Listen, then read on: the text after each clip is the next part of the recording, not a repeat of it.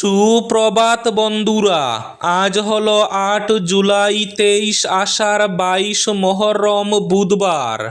আজকের সকালের বিশেষ বিশেষ খবরগুলি হলো: আগামী ৩ থেকে ৪ মাসের মধ্যে ১২ থেকে ১৫% বাড়ছে জিও, এয়ারটেল ও ভিআই এর রিচার্জের খরচ।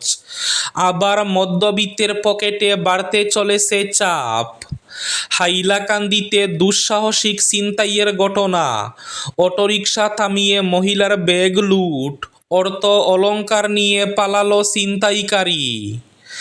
এনসিইআরটির অষ্টম শ্রেণীর নতুন বইয়ে পরিবর্তন, প্রচ্ছদের শীর্ষে সুপ্রিম কোর্ট, বাদ পড়লেন গান্ধী, নেহেরু থেকে তাজমহল। বিদ্যুৎ, ইন্টারনেট, পানীয় জল, শৌচালয়ে দেয়াল নেই শত শত স্কুলে, গাফিলতি দূর করছে সরকার। তথ্য তুলে দাবি শিক্ষামন্ত্রী ডক্টর রনজ পেগুর। দেশের ইতিহাসে এই প্রথম নতুন আইন মেনে প্রথমবার ওয়াকফ বোর্ডে নির্বাচিত ২ হিন্দু সদস্য। করিমগঞ্জ সিভিলে রোগীবান্ধব স্বাস্থ্যসেবা, পরিচ্ছন্নতা এবং ঔষধের প্রাপ্যতা নিশ্চিত করতে একাধিক নির্দেশ জেলা শাসকের। হাসপাতালে জেলা প্রশাসনের শীর্ষ কর্তাদের সাডেন ভিজিট। ছাত্র সংখ্যা ৩০-এরও কম, শ্রীভূমি জেলায় ১৭০টি স্কুলের তালিকা তৈরি, একত্রীকরণের ইঙ্গিত স্কুল ইন্সপেক্টরের। বিধানসভায় শ্রীভূমি তথা করিমগঞ্জের অঙ্গনওয়াড়ির উদ্বেগজনক চিত্র, শূন্য ৪৯৬টি পদ। নিলামবাজার কলেজে বিজ্ঞান ও বাণিজ্য বিভাগ চালুর দাবিতে বিধানসভায় সরব বিধায়ক আমিনুর রশিদ। গুমরা সেতুর ঢালাই কাজ সম্পন্ন, খুব শীঘ্রই পুনরায় চালু হওয়ার সম্ভাবনা। সড়কে আটকে রয়েছে শ শ বাহন। বেআইনিভাবে মদের দোকান খোলার চক্রান্ত, প্রতিবাদ নিলামবাজারে। যাত্রাপুর রোডে মদের দোকান খোলার অনুমতি দেওয়া হলে পরিণাম ভয়ানক হবে, হুমকি ক্ষুব্ধ জনতার। মুঘল নয়, কাছারি রাজার শাসনে নির্মিত বদরপুর দুর্গ, কমলাকের প্রশ্নে বিধানসভায় জানালো সরকার। গোবিন্দচন্দ্রের নামে দুর্গের নামকরণের দাবি। বিদেশ সফর হবে আরও নিরাপদ, ভারতে চালু ই-পাসপোর্ট এবং থাকবে আজকের বরাক উপত্যকার ৩ জেলার আবহাওয়ার খবর। তাহলে বিস্তারিত খবরে যাওয়ার আগে অবশ্যই ভিডিওটিতে একটি লাইক করে চ্যানেলটি সাবস্ক্রাইব করে পাশের বেল আইকনটি বাজিয়ে রাখবেন এবং ফেসবুক পেজটি ফলো করে ভিডিওটি অবশ্যই শেয়ার করবেন, যাতে সঠিক তথ্যগুলো সবার কাছে পৌঁছাতে পারে। এবার শুনুন আজকের খবরগুলির বিস্তারিত। প্রথম খবর, আগামী ৩ থেকে ৪ মাসের মধ্যে ১২ থেকে ১৫% বাড়ছে জিও, এয়ারটেল ও ভিআই এর রিচার্জের খরচ। মধ্যবিত্তের পকেটে আবার বাড়তে চলেছে চাপ। আগামী ৩ থেকে ৪ মাসের মধ্যে দেশের টেলিকম খাত মোবাইল ট্যারিফ ১২ থেকে ১৫% পর্যন্ত বাড়াতে পারে। বাজারে কোম্পানির সংখ্যা কম এবং ব্যবসায়িক পরিবেশের উন্নতির কারণে কোম্পানিগুলো মোবাইল ট্যারিফ বাড়ানোর প্রস্তুতি নিচ্ছে। বর্তমানে বাজারে মাত্র ৩টি প্রধান বেসরকারি এবং একটি সরকারি কোম্পানি অংশগ্রহণ করছে। চলছিল অনেক দিন ধরে এই জল্পনা। এবার মোবাইল রিচার্জের দাম বৃদ্ধির সংক্রান্ত রিপোর্ট আসতে শুরু করেছে প্রকাশ্যে। সেন্ট্রাম ইনস্টিটিউশনাল রিসার্চের সাম্প্রতিক রিপোর্ট বলছে, শীঘ্রই আরও দাম বাড়বে মোবাইল রিচার্জের। আগামী ৩ থেকে ৪ মাসের মধ্যেই দাম বৃদ্ধি হতে পারে। সব মিলিয়ে ১২ থেকে ১৫% ট্যারিফ বৃদ্ধি হতে পারে জিও, এয়ারটেল, ভি এর রিচার্জের দাম। দেশের ইতিহাসে এই প্রথম সংশোধিত নতুন ওয়াকফ আইন অনুযায়ী ওয়াকফ বোর্ড পুনর্গঠন করে এক ঐতিহাসিক নজির গড়ল মধ্যপ্রদেশ। মুখ্যমন্ত্রী মোহন যাদবের নেতৃত্বে গঠিত নতুন ১০ সদস্যের বোর্ডে এই প্রথমবার অন্তর্ভুক্ত করা হয়েছে ২ জন হিন্দু সদস্যকে। চেয়ারম্যান হয়েছেন সানোয়ার পাটেল আর হিন্দু সদস্য হিসাবে জায়গা পেয়েছেন মনোজ মালপানি এবং অনিমেষ ভার্গব। কেন্দ্রের সংশোধিত ওয়াকফ আইন অনুযায়ী বোর্ডের সব সদস্যের মুসলিম হওয়া বাধ্যতামূলক নয়। নতুন নিয়মে 2 জন পর্যন্ত অমুসলিম সদস্য থাকতে পারেন ওয়াকফ বোর্ডে। সেই সুযোগ কাজে লাগিয়ে মধ্যপ্রদেশ সরকার এই ঐতিহাসিক পদক্ষেপ নিয়েছে। তবে এই সিদ্ধান্তকে ঘিরে ইতিমধ্যে রাজনৈতিক বিতর্ক শুরু হয়েছে। বিরোধীদের একাংশ এবং মুসলিম সম্প্রদায়ের কিছু নেতা এই পদক্ষেপ নিয়ে তীব্র আপত্তি জানিয়েছেন। হাইলাকান্দিতে এক দুঃসাহসিক ছিনতাইয়ের ঘটনা। দিন দুপুরে অটোরিকশা থামিয়ে মহিলার ব্যাগ লুট, টাকা অলংকার নিয়ে পালালো ছিনতাইকারীরা। হুমেরা বেগম নামের এক মহিলার সঙ্গে ঘটেছে এক ছিনতাইয়ের ঘটনা। ছিনতাইকারীরা ওই মহিলার ব্যাগ লুট করে, এতে টাকা অলংকার নিয়ে পালায় ছিনতাইকারীরা। ছিনতাইকারীর ছুরিকাঘাতে আহত হয়েছেন ওই মহিলা। হুমেরা বেগম নিশ্চিন্তপুর প্রথম খণ্ডের বাপন নামের এক ব্যক্তিকে শনাক্ত করে তার বিরুদ্ধে মামলা রুজু করেছেন। এ ঘটনায় তীব্র চাঞ্চল্যের সৃষ্টি হয়েছে। ঘটনা নিয়ে তদন্তে নেমেছে পুলিশ। বিদ্যুৎ, ইন্টারনেট, পানীয় জল, শৌচালয়ে দেয়াল নেই শত শত স্কুলে, গাফিলতি দূর করছে সরকার। তথ্য তুলে দাবি শিক্ষামন্ত্রীর। কেন্দ্রীয় স্কুল শিক্ষা দফতরের অধীন প্রধানমন্ত্রী পোষণ স্কিমের প্রকল্প অনুমোদন বোর্ডের সুপারিশে অসমের স্কুল শিক্ষায় যেসব গাফিলতি ফুটে উঠেছে পর্যায়ক্রমে তা মেটানোর ব্যবস্থা হচ্ছে। স্কুলে বিদ্যুৎ সংযোগ থেকে পানীয় জলের ব্যবস্থা, শৌচালয়, সীমানার দেওয়াল, খেলার মাঠ, ইন্টারনেট সংযোগ, আইএসটি ল্যাব ইত্যাদির ব্যবস্থা করার কথা বিধানসভায় জানালেন শিক্ষামন্ত্রী। কংগ্রেস বিধায়ক জাকির হোসেন শিকদার মঙ্গলবার বিধানসভায় প্রকল্প অনুমোদন বোর্ডের সুপারিশে প্রকাশ পাওয়া তথ্য তুলে ধরেন বিধানসভায়। জিরো আওয়ারে তিনি বলেন, কেন্দ্রীয় স্কুল শিক্ষা দফতরের অধীন প্রধানমন্ত্রী পোষণ স্কিমের প্রকল্প অনুমোদন বোর্ডের সুপারিশে অসমের স্কুল শিক্ষার ভয়াবহ দিক উন্মোচিত হয়েছে।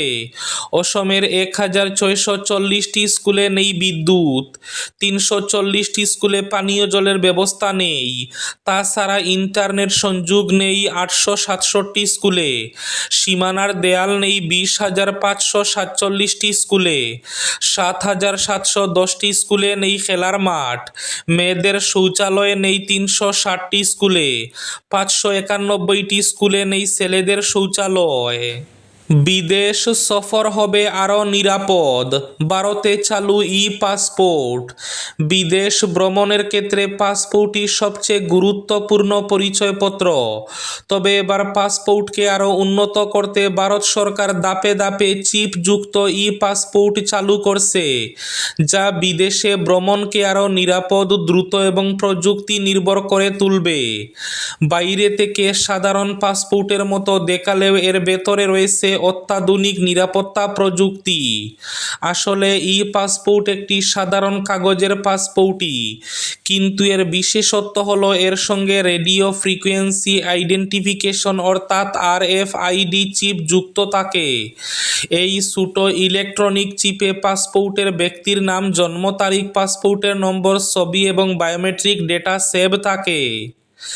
আর এই পাসপোর্ট চেনার সবচেয়ে ভালো উপায় হলো এর সামনের কভারে একটি ছোট্ট সোনালী রঙের পাসপোর্টের চিহ্ন থাকে। ছাত্র সংখ্যা 30-এরও কম, শ্রীভূমি জেলায় 170টি স্কুলের তালিকা তৈরি, একত্রীকরণের ইঙ্গিত স্কুল ইন্সপেক্টরের। সরকারি স্কুলের ছাত্র সংখ্যা দিন দিন কমতে থাকায় উদ্বিগ্ন রাজ্য সরকার। রাজ্য বিধানসভায় এ নিয়ে ইতিমধ্যে প্রশ্ন তুলেছেন রাইজোর দলের সভাপতি তথা বিধায়ক অখিল গগৈ। যদিও তার অভিযোগ খণ্ডন করে এই তথ্য সঠিক নয় বলে জানিয়েছেন শিক্ষামন্ত্রী শিক্ষামন্ত্রী ডক্টর রনজ পেগু। এদিকে শ্রীভূমি জেলায় খুব শীঘ্রই নাকি বন্ধ হচ্ছে 170টি স্কুল। এমন খবর চাউর হতেই জেলা জুড়ে চাঞ্চল্য দেখা দিয়েছে। স্কুল বন্ধ হয়ে গেলে অভিভাবকরা কি করবেন, অন্যদিকে শিক্ষকদের কি হবে, এ নিয়ে ব্যাপক চর্চা চলছে। তবে অভিভাবক এবং শিক্ষকদের সব দুশ্চিন্তা দূর করে চাউর হওয়া খবরকে গুজব বললেন স্কুল ইন্সপেক্টর তথা জেলা প্রাথমিক শিক্ষাধিকারিক নীলমজ্যোতি দাস। তিনি জানান, স্কুল বন্ধ হয়ে যাচ্ছে বলে কিছু সংবাদ মাধ্যমে যে খবর বেরিয়েছে আদতে তেমন কিছু হচ্ছে না। স্কুল ইন্সপেক্টর নীলমজ্যোতি দাস জানান, অনেক স্কুলের ছাত্র সংখ্যা 30-এরও কম রয়েছে জেলায়, অথচ ওইসব স্কুলে 4 থেকে 5 জন করে শিক্ষক রয়েছেন। ছাত্র অনুপাতে শিক্ষকের সংখ্যা অনেক বেশি। বিভাগীয় উচ্চ আধিকারিকের নির্দেশে এ ধরনের 170টি স্কুলের একটি তালিকা তৈরি করা হয়েছে। রাজ্যের শিক্ষা বিভাগের নির্দেশে তৈরি করা তালিকাটি দিশপুর পাঠানো হবে। মুঘল নয় কাছারি রাজার শাসনে নির্মিত বদরপুর দুর্গ কমলাক্ষের প্রশ্নে বিধানসভায় জানালো সরকার। ইতিহাসের বিকৃতি না বিকৃত ইতিহাস সংশোধনের উদ্যোগ। গোবিন্দচন্দ্রের নামে দুর্গের নামকরণের দাবি। ইতিহাসের বিকৃতি না বিকৃত ইতিহাস সংশোধনের উদ্যোগ। কেন্দ্র রাজ্যে বিজেপি সরকারের আমলে বিকৃত দাবি করে ইতিহাসের বহু অধ্যায় পরিবর্তনের এক নতুন অধ্যায় শুরু হয়েছে।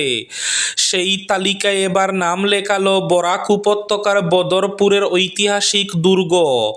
দেশে মুঘল সাম্রাজ্যের সময়কার স্থাপত্য বলে সেই দুর্গ ইতিহাস প্রসিদ্ধ, কিন্তু সরকারের দাবি কাছারি রাজা গোবিন্দচন্দ্রের শাসনকালে নির্মিত হয়েছে বদরপুর দুর্গ। ডিমাসা কাছারি রাজ্যের ইতিহাসের সঙ্গে নিবিড় সম্পর্ক রয়েছে, ফলে বরাক উপত্যকার ঐতিহ্যের সঙ্গে জড়িত সেই দুর্গের ইতিহাস নিয়ে এখন নতুন করে টানাহেচড়া শুরু হচ্ছে। এনসিইআরটির 8ম শ্রেণীর নতুন বইয়ে পরিবর্তন, প্রচ্ছদের শীর্ষে সুপ্রিম কোর্ট, বাদ পড়লেন গান্ধী নেহেরু থেকে তাজমহল।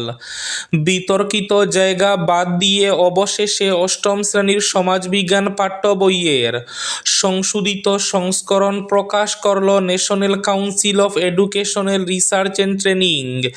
সুপ্রিম কোর্টের নির্দেশে আগের সংস্করণটি বাজার থেকে তুলে নেওয়ার প্রায় 4 মাস পর এই নতুন সংস্করণটি আনা হলো। তবে শুধু ভেতরের পড়াশোনার বিষয়ই নয়, এই নতুন বইয়ের পরিচ্ছেদেও করা হয়েছে আমূল পরিবর্তন। শিক্ষা মহলের একাংশ বলছে, প্রচ্ছদে সবচেয়ে বেশি দৃশ্যমান গুরুত্ব দেওয়া হয়েছে দেশের শীর্ষ আদালতকে। আগের সংস্করণের প্রচ্ছদে দেশের সংসদ ভবন এবং সুপ্রিম কোর্টকে সমপরিমাণ গুরুত্ব দিয়ে পাশাপাশি রাখা হয়েছিল। সঙ্গে ছিল বিভিন্ন ঐতিহাসিক স্থাপত্য, জাতীয় নেতাদের ছবি। কিন্তু নতুন প্রচ্ছদে সেই ভারসাম্য ভেঙে সুপ্রিম কোর্টের ছবিকে একেবারে শীর্ষে এবং প্রধান উপজীব্য হিসাবে তুলে ধরা হয়েছে। অন্যদিকে সংসদ ভবনকে জায়গা দেওয়া হয়েছে প্রচ্ছদের নিচের দিকে। এছাড়া প্রচ্ছদ থেকে বাদ পড়েছে এক ঝাঁক স্বাধীনতা সংগ্রামীর ছবি। আজকের বরাক উপত্যকার 3 জেলার আবহাওয়ার খবর।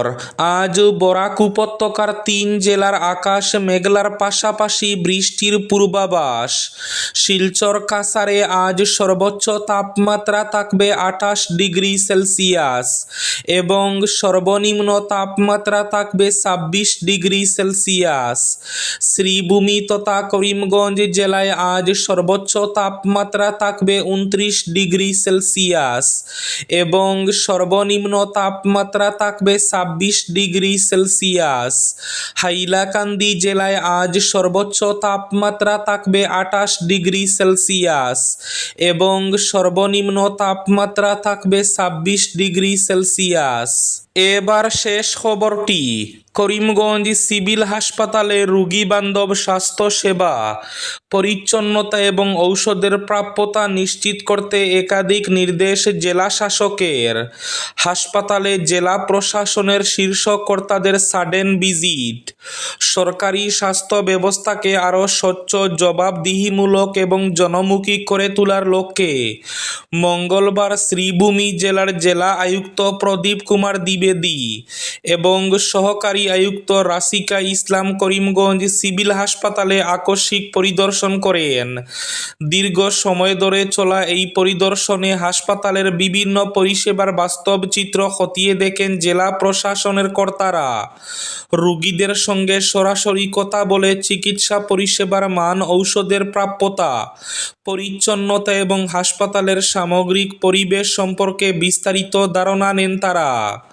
পরিদর্শনের শুরুতেই জেলা আয়ুক্ত ওপিডিতে উপস্থিত রোগী ও তাদের পরিজনদের সঙ্গে মত বিনিময় করেন।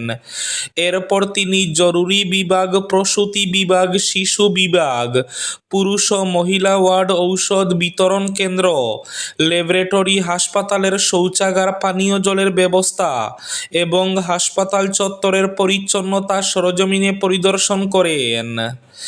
এই ছিল আজকের সকালের বিশেষ খবরগুলি। ভিডিওটি অবশ্যই লাইক করে শেয়ার করে দেবেন।